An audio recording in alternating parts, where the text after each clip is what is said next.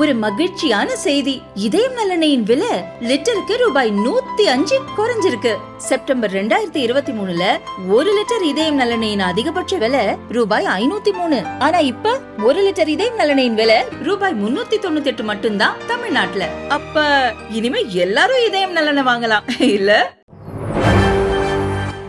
வணக்கம். செய்திச் சுருக்கம்.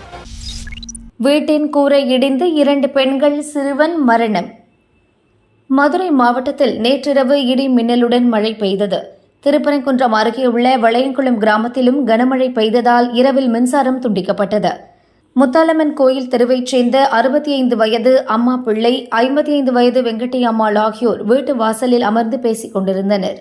அம்மா பிள்ளையுடன் 10 வயதான அவரது பேரன் வீரமணியும் இருந்தான். அப்போது மழையில் ஊறிப்போயிருந்த வீட்டின் முன்புற கூரை திடீரென இடிந்து மூவர் மீதும் விழுந்தது. அம்மா பிள்ளை, பேரன் வீரமணி, வெங்கட்டி அம்மாள் மூவரும் படுகாயமடைந்தனர். அக்கம்பக்கத்தில் உள்ளவர்கள் ஓடிவந்து மூவரையும் மீட்டு மதுரை அரசு ராஜாஜி மருத்துவமனைக்கு கொண்டு சென்றனர். அங்கு 3 பேரும் இறந்தனர். 108 ஆம்புலன்ஸுக்கு போன் செய்து தாமதமாக வந்ததாக அப்பகுதி மக்கள் குற்றம் சாட்டுகின்றனர். பெருங்குடி போலீசார் விசாரணை நடத்துகின்றனர். மழையில் கூரை இடிந்து 3 பேர் இறந்த சம்பவம் வளையங்குளம் கிராமத்தில் சோகத்தை ஏற்படுத்தியது. தெலங்கானா கவர்னர் மாளிகையில் 4 ஹார்ட் டிஸ்குகள் திருட்டு. தெலங்கானா மாநிலம் ஐதராபாத்தில் கவர்னர் மாளிகை உள்ளது. மாநில கவர்னராக ஜிஷ்ணுதேவ் வர்மா பதவி வகித்து வருகிறார். கவர்னர் மாளிகையில் உள்ள சுதர்ம பவன் வளாகத்தில் கடந்த மே 14ஆம் தேதி ஆவணங்கள் கலைந்து கிடந்தது.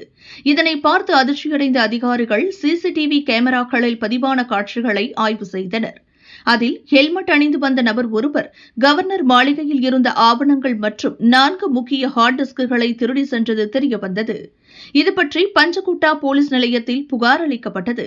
அதன் பேரில் போலீசார் கவர்னர் மாளிகை ஊழியர்களிடம் விசாரித்தனர். ஒப்பந்த ஊழியராக பணியாற்றும் கம்ப்யூட்டர் ஹார்ட்வேர் இன்ஜினியர் ஸ்ரீனிவாஸ் மீது போலீசாருக்கு சந்தேகம் எழுந்தது. அவரிடம் நடத்திய கிடுக்குப்பிடி விசாரணையில் ஹார்ட் டிஸ்குகள் திருடியதை ஒப்புக்கொண்டார். ஸ்ரீனிவாசை கைது செய்த போலீசார் ஹார்ட் டிஸ்குகள் மற்றும் ஆவணங்களை எதற்காக திருடினார் என்பது குறித்து விசாரித்து வருகின்றனர். பலத்த பாதுகாப்புக்கு மத்தியில் கவர்னர் மாளிகையில் ஹார்ட் டிஸ்குகள் திருட்டு போன சம்பவம் பரபரப்பை ஏற்படுத்தியுள்ளது. திமுக பாஜக கூட்டு சேர்ந்து சம்பவம் அதிர்ந்து போன தூத்துக்குடி நகரம். ஊர் முழுக்க பரபரப்பு பேச்சு. தூத்துக்குடி முத்துகிருஷ்ணாபுரம் பகுதியைச் சேர்ந்தவர் ஜெயக்குமார். போல்பேட்டை பகுதி திமுக செயலாளர். இவர் தூத்துக்குடி கடற்கரை சாலையில் உள்ள யூனியன் வங்கியில் 4 லட்சம் ரூபாய் வீட்டுக்கடன் வாங்கினார். வாங்கிய கடனுக்கான தவணையை ஆரம்பத்தில் சரியாக செலுத்தி வந்த ஜெயக்குமார் ஒரு குறிப்பிட்ட தொகையை பாக்கி வைத்தார். இதைத் தொடர்ந்து யூனியன் வங்கி கிளை மேலாளர் பாரத் தேசாய் உள்ளிட்ட வங்கி அதிகாரிகள் நேற்று ஜெயக்குமார் வீட்டுக்கு சென்றனர். அப்போது வீட்டில் ஜெயக்குமார் இல்லை, அவர் மனைவி மட்டுமே இருந்துள்ளார். வங்கி கடன் தவணை கட்டவில்லை. இப்படியே போனால் பணத்தை வசூலிக்க சட்டப்படி நடவடிக்கை எடுக்க வேண்டியிருக்கும் என மேலாளர் பாரத் தேசாய் எச்சரித்துள்ளார். இதனால் பதறிப்போன மனைவி ஜெயக்குமாருக்கு போன் செய்து விஷயத்தை சொன்னார். தான் இல்லாத நேரத்தில் வங்கி அதிகாரிகள் வீட்டுக்கு சென்று எச்சரித்ததை கேட்டதும் ஜெயக்குமார் ஆவேசமானார். தனது சகோதரர் காமராஜ், சியோன், பாஜக பிரமுகர் மனோகர் ஆகியோருடன் நேற்று இரவு யூனியன் வங்கிக்கு சென்றார். மேலாளர் அறையில் பணிகளை கவனித்துக் கொண்டிருந்த பாரத் தேசாயை ஜெயக்குமார் உட்பட 4 பேரும் தாக்கியுள்ளனர். கட்டை இரும்பு கம்பியால் அடித்ததாக கூறப்படுகிறது. எங்ககிட்ட வேலையை காட்டினா அடுத்த வாட்டி கவனிப்பு வேற விதமா இருக்கும் என கூறி கொலை மிரட்டல் விடுத்துவிட்டு தப்பி சென்றுள்ளனர். காயமடைந்த பாரத் தேசாய் தூத்துக்குடி அரசு மருத்துவக் கல்லூரி மருத்துவமனையில் அட்மிட் செய்யப்பட்டார். வங்கிக்குள் நுழைந்து தாக்கிய திமுக நிர்வாகி ஜெயக்குமார் சகோதரர் காமராஜ், சியோன், மனோகர் ஆகிய 4 பேர் மீதும் புகார் அளித்தார். போலீசார் 4 பேர் மீதும் வழக்கு பதிவு செய்தனர். வங்கிக்குள் அத்துமீறி நுழைதல், ஆயுதங்களால் தாக்குதல், கொலை மிரட்டல் விடுத்தல் உள்ளிட்ட 4 பிரிவுகளில் அவர்கள் மீது வழக்கு பதிவு செய்து விசாரணை நடத்தினர். தூத்துக்குடியில் நண்பர் வீட்டில் பதுங்கியிருந்த ஜெயக்குமாரின் தம்பி காமராஜை போலீசார் கைது செய்தனர். ஜெயக்குமார் உள்ளிட்ட மற்ற 3 பேரும் அங்கிருந்து தப்பி ஓடிவிட்டனர். தலைமறைவான திமுக நிர்வாகி ஜெயக்குமார், நண்பர் சியோன், பாஜக பிரமுகர் மனோகர் ஆகியோரை போலீசார் தேடி வருகின்றனர். தவணைத் தொகையை கட்டாவிட்டால் சட்டப்படி நடவடிக்கை எடுப்போம் என்ற வங்கி மேலாளரை வங்கியில் புகுந்து திமுக செயலாளர், பாஜக பிரமுகர் சேர்ந்து தாக்கிய சம்பவம் பரபரப்பாக பேசப்படுகிறது. சர்க்கஸ் கூடாரத்தில் இருந்த ஒட்டகத்தை திருடிய ஆசாமி. கரூர் மாவட்டம் நத்தமேடு கிராமத்தைச் சேர்ந்தவர் அழகர். சர்க்கஸ் கலைஞர் இவரது மகன் விஜய். அழகர் தனது மகன்கள் மற்றும் குடும்பத்தினர் 10 பேரை வைத்துக் கொண்டு ஊர் ஊராக சென்று சர்க்கஸ் நடத்தி வருகிறார். தஞ்சையை அடுத்த கீழவஸ்தா சாவடியில் கூடாரம் அமைத்து சர்க்கஸ் நடத்தி வந்தார். குழந்தைகள் சிறுவர்களை மகிழ்விக்கும் வகையில் ஒட்டகம் மற்றும் குதிரைகளையும் பயன்படுத்தி வந்தார். இரவு சர்க்கஸ் காட்சி முடிந்ததும் ஒட்டகத்தை கூடாரத்தின் ஒரு பகுதியில் கட்டி வைத்துவிட்டு தூங்க சென்றனர். மறுநாள் காலை எழுந்து பார்த்தபோது ஒட்டகத்தை காணவில்லை. அதிர்ச்சியடைந்த அழகர், விஜய் மற்றும் அவருடைய குடும்பத்தினர் பல இடங்களில் தேடியும் ஒட்டகம் கிடைக்கவில்லை. இதுகுறித்து தஞ்சை போலீசில் விஜய் புகார் செய்தார். போலீசார் சிசிடிவி வீடியோ காட்சிகளை ஆராய்ந்தனர். ஒரு நபர் ஒட்டகத்தை ஓட்டி செல்வது தெரிய வந்தது. அதன் அடிப்படையில் அந்த ஆசாமியை போலீசார் தேடி வருகின்றனர். சளி, காய்ச்சல் போல மாறிய கோவிட் பரிசோதனை இனி இல்லை.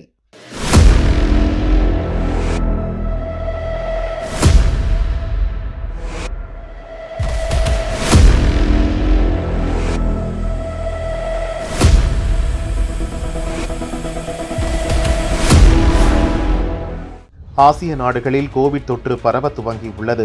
குறிப்பாக ஹாங்காங், சிங்கப்பூரில் கோவிட் பரவல் அதிகரித்து வருகிறது. தமிழகத்திலும் தற்போது கோவிட் பரவ துவங்கியுள்ளது. இங்கு தினமும் 10 பேர் வரை பாதிக்கப்படுவதாக கூறப்படுகிறது. அதே நேரம் இது வழக்கமான ஒன்றுதான், தீவிர பாதிப்பை ஏற்படுத்தக்கூடியது இல்லை. டெங்கு, மலேரியா காய்ச்சல் போல கோவிடும் இருந்து கொண்டேதான் இருக்கும். கடந்த 2020, 2021 ஏற்பட்டது போல தீவிர பாதிப்பை ஏற்படுத்துவதற்கான சாத்தியக்கூறுகள் இல்லை என பொது சுகாதாரத்துறை கூறுகிறது. இது குறித்து அதிகாரிகள் கூறியதாவது: தமிழகத்தில் பொதுமக்கள் அச்சப்படும் வகையில் கோவிட் பரவல் இல்லை. வழக்கமான காய்ச்சல் போல்தான் உள்ளது. 8 கோடி மக்கள் தொகையில் ஓரிருவர் கொரோனா வைரஸால் பாதிக்கப்படுகின்றனர். தமிழகத்தில் மட்டுமே கோவிட் பரிசோதனையை தொடர்ந்து செய்து வருகிறோம். கொரோனா வைரஸ் தீவிரம் குறைந்து 2 ஆண்டுகளை கடந்தாலும் வீரியத்தை கண்டறிய தொடர்ந்து பரிசோதித்து வருகிறோம். மரபணு பரிசோதனையும் அவ்வப்போது செய்யப்படுகிறது. அதில் தீவிர பாதிப்பு ஏற்படுத்துவதற்கான வாய்ப்புகள் குறைவாகவே உள்ளது. மற்ற மாநிலங்களில் கோவிட் பரிசோதனை செய்யப்படுவதில்லை. தமிழகத்தில் செய்யப்படுவதால் இங்கு அதிகரித்துள்ளது போன்ற தோற்றம் ஏற்பட்டு மக்களை அச்சமடைய செய்கிறது. எனவே தேவை ஏற்படாத போது கோவிட் பரிசோதனை செய்வதை கைவிட முடிவு செய்யப்பட்டுள்ளது என அவர்கள் கூறினர்.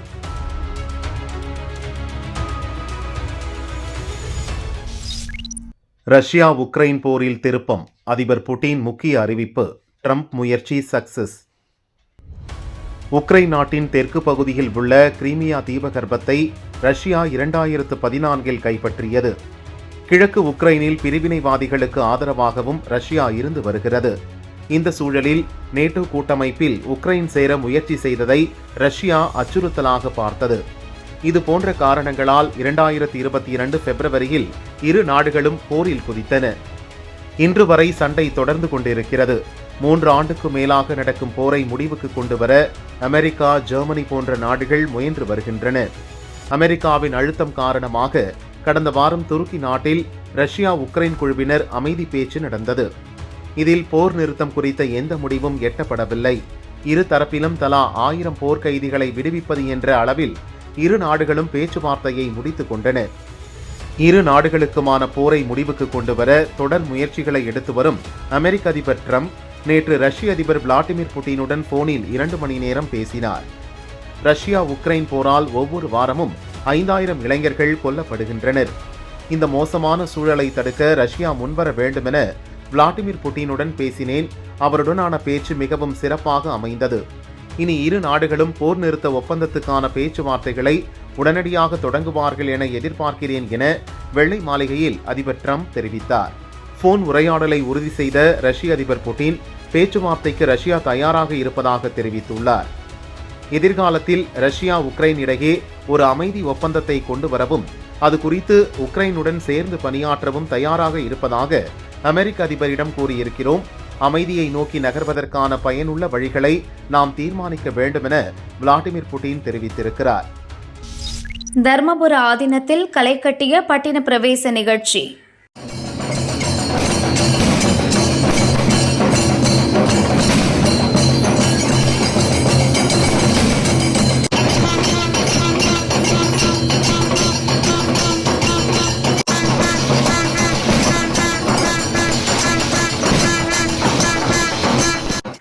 மயிலாடுதுறையில் பழமை வாய்ந்த தர்மபுரம் ஆதீனம் உள்ளது. அங்கு ஆண்டுதோறும் வைகாசி மாதத்தில் 11 நாள் குரு பூஜை பெருவிழா நடத்தப்படுவது வழக்கம். இந்த ஆண்டு விழா கடந்த 9ஆம் தேதி கொடியேற்றத்துடன் தொடங்கியது. நேற்றிரவு 11 மணி அளவில் தருமை ஆதீனம் 27வது குருமகா சன்னிதானம் கைலை மாசிலாமணி சுவாமிகள் அடியவர்கள் புடைசூழ சிவிகை பல்லக்கில் எழுந்தருளினார். ஆதீன மடத்தின் 4 வீதிகளிலும் பல்லக்கில் பட்டின பிரவேசம் செய்த குருமகா சன்னிதானத்துக்கு பூரண கும்ப மரியாதையுடன் பக்தர்கள் வரவேற்பு அளித்தனர்.